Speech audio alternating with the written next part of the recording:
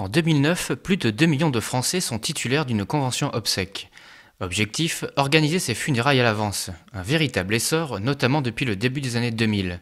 Pourtant, pas toujours facile de s'y retrouver entre les différents types de contrats proposés par les assurances. Une situation floue que dénoncent certains professionnels.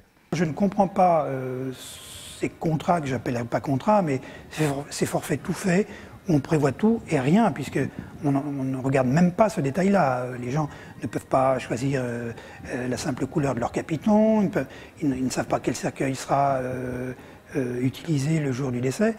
Voilà, donc toute la différence dans les contrats, c'est que certains contrats prévoient une sorte d'enveloppe globale, dans lequel après on ne sait pas trop qui va mettre quoi, et les contrats comme ceux que l'on défend et qu'on tient à continuer de proposer, c'est là où tout est absolument détaillé, à la moindre virgule près. Il ne manquait plus qu'un cadre légal. C'est chose faite depuis le 18 décembre 2008 et l'adoption par le Parlement de la loi relative au marché des services funéraires. Une loi qui vient modifier celle de 1993 en y ajoutant plusieurs propositions de l'UFC Que Choisir.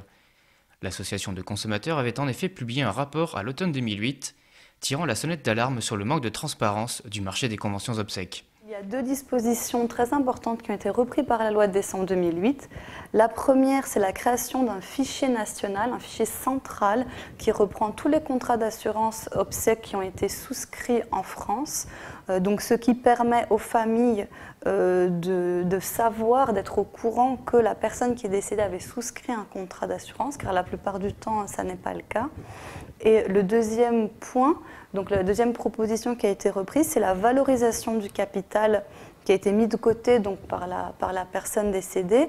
Et ce capital-là donc, va produire des intérêts au taux légal pour pouvoir éviter aux familles de devoir payer un surcoût trop important.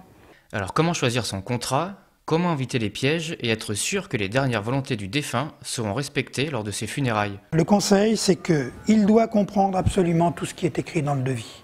S'il n'a pas le modèle exact de cercueil, s'il ne peut pas choisir la couleur de son capiton, s'il ne peut pas choisir les emblèmes ou pas qu'il va mettre dessus, une croix, une plaque, mais tout ça en détail, il faut qu'il change. Ce n'est pas un bon contrat.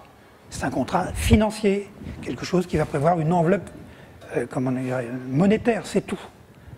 Un contrat digne de ce nom c'est géré comme une personne qui vient aujourd'hui pour des obsèques, c'est exactement la même chose. Sauf qu'au lieu de les réaliser dans 48 ou 72 heures, on va les réaliser que dans plusieurs années. Mais la démarche est exactement la même. 15 ans après la libéralisation du marché funéraire, assureurs et entreprises ponts funèbres poursuivent donc leur révolution. Et même si la loi ne va pas encore assez loin selon l'UFC Que Choisir, elle marque une première étape essentielle vers une meilleure régulation du marché de l'assurance obsèques.